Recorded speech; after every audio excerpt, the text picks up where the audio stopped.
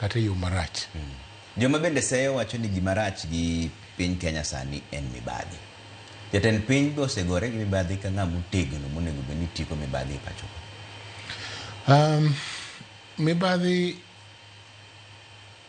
nigi aspects mopogore opogore. Ang'e ni jomoko ncha ong'ado we yore mag collection mag citizen.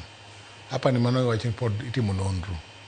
Weche mag osiptal be nyoter ka EACC bedo investigated. Aneno ka cases moko ochor mbele doho mag mibadhi kendo cases mantiere madhi mbele e doho be dhi mbele. Koro miyo ok dase jatelo ahinya. You can do more, but ing'eni mibadhi be kata kigorigo to kigori kode ni mako ji nitere court. Igori kode yo mar nono tie weche. Iluongo ni kuku mar weche mokwongo. Iluongo koro an wakili, koro wuok ka wakili kaeri. To wakili en ni a bad case kata case marach ni investigate marach. Kitero mbele doho te wito kendo. Koro nyaki make sure ni tero watertight case mbele doho. Ma ibro investigate maber kaka mag shago. Timo investigation maber makomaki titwei. Wach mar mibadhi ni bencha duodu kaka senators mabe umbe ma jatelo no siemo wangu no koto ji bunge kama be. Naneno ka owacho chieng'no to naonge. Nowacho ni Senate kata Parliament kaeri ne parliamentary committee moro National Assembly nogine ne okawo milion 10 ma jigo kabisa Parliament National Assembly.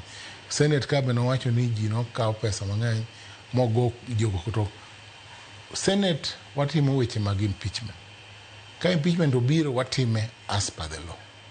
Sheria miyo governor makericho nobiro. Governor kobiro and Senate nyaka obed gi 2/3 requirement.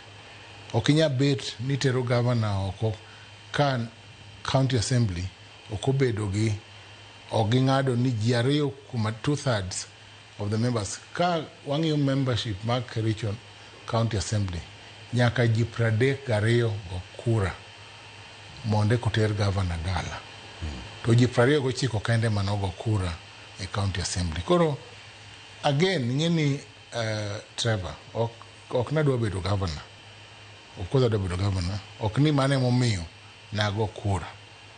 To nawacho ni sheria nyaka lu kaka lu sheria nero. Ma wawito gini roko. Wanyiso gini MCS doguru ung'e sheria joma dongo. Ka sheria tamulu to be wan ka wanyanyiso keluwe. Dhi uduogi gi ji 20 33. Kuyudo namba no tuduo kendo obro golo nugo. To kubi ni uketo weche mapek kendo matek mag kuo mane giketo be to okuluo sheria mokwongo ma en bedo gi ji 32 mokwongo. Iluongo ni jurisdiction ekonya chako.